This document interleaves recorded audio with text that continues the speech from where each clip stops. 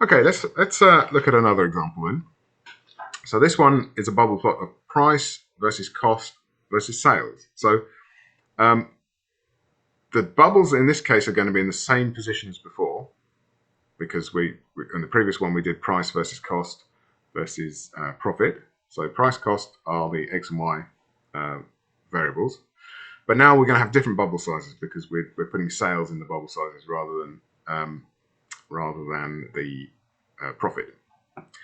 So the only change I need to make here is to the bubble size. That's all I do, and so I just pick the sales data to set the bubble size. But now I have to scale it very differently. So remember the sales in this case. I haven't normalized this particular set of data. I'm dealing with the unnormalized data. The sales for these products go into the hundreds of thousands, so nearly 200,000 for some of them. So in order to get reasonable bubble sizes, I have to set this scaling factor somewhere reasonable. And by trial and error, I chose 0.01. You might choose something different. You get a slightly different picture, but the bubbles will all be in the same places. It's just that the sizes will be different. So you have to try, when you're doing this kind of bubble plot, you have to find a good value for that. And there's the picture. There's a bigger version of the picture. I won't run this one separately now. There's no really observable pattern to the bubble sizes. I mean, we can see the bubble sizes represent sales, so I can immediately pick out A there. Maybe I should run it actually slightly clearer. There it is. I can pick out A, F. I can't point to them though because that laser pointer only works on PowerPoint. A, F, and L are the big bubbles, right? Which was something we knew already. Those are the high volume sales. Okay, A, F, and L. There they are. A, F, and L. But something to remember is that the further away horizontally the bubble is from the line, the red line, the higher the profit per unit. That's what we looked at in the last figure. So something like, what's the furthest? If I go horizontally away from this red line, so what's the furthest away I can get? Well, those two look quite far away, and actually this one here, is the furthest away, I would say, just judging by that. So although U has a tiny bubble size, which is very low sales, it's actually one of the most profitable items, and that's quite interesting to know. So although it might be the case that the price is too high, price obviously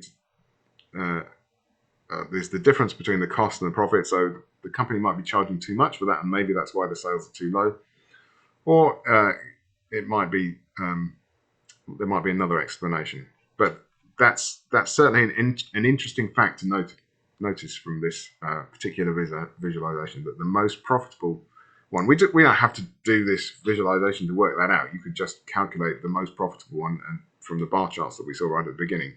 But the most profitable is U, and but at the same time, it's got tiny sales. So we've got something that's very profitable with tiny sales.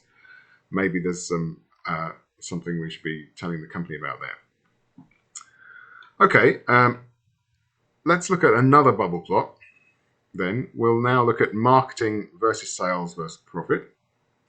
So this is one we looked at the end of last week. We did a scatter plot of marketing versus sales, and we did that to do the outliers and to do the if you remember, we did annotations and we used those lines to indicate the outliers. You may or may not remember that, but we'll see that very shortly. We're now going to do the bubble sizes showing the profit. Okay, so this may tell us something more interesting. So essentially, the only change I'm needing to make is to change the variable name. So it's marketing sales. So for my bubble plot, I use marketing and sales, and the bubble size is then set by the profit. And again, I've decided in this case, it looks like scaling it by 20 is going to give me a reasonable picture.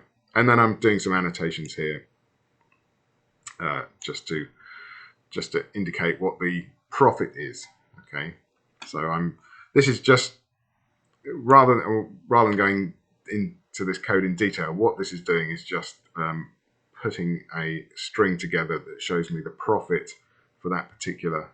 It shows me the name of a particular variable and the profit for that variable in a string, and then I put that on the plot for each dot. So it looks something like that.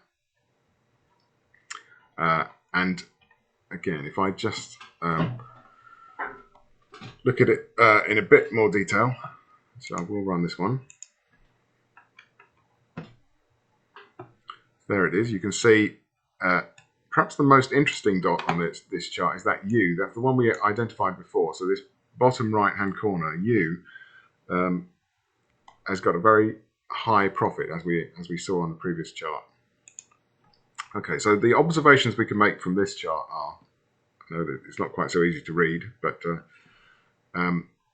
we had previously, last week's lecture, we looked at these lines to tell us where the outliers were, and they told us that these four products were outliers in the sense that a lot was spent on marketing.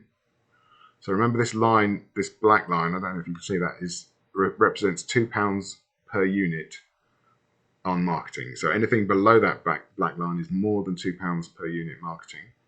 And so these four products, K, Q, D, and U, are all outliers because they have relatively low sales, but quite a lot spent on marketing per sale.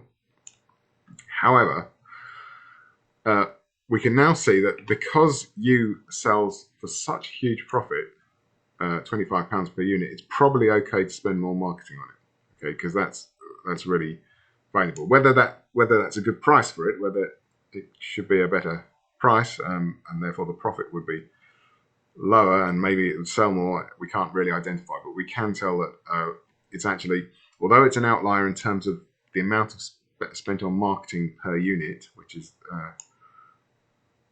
is what we've calculated in these lines, actually we can see that it may be worth it because it sells at such a high profit. Okay, but this does then bring up the question: how much is spent for each unit sold? How much is spent on marketing? And in the last video, we're going to look at calculating that. Okay, so I'm going to finish this video here, and then we'll look at how much is spent on marketing per unit sold.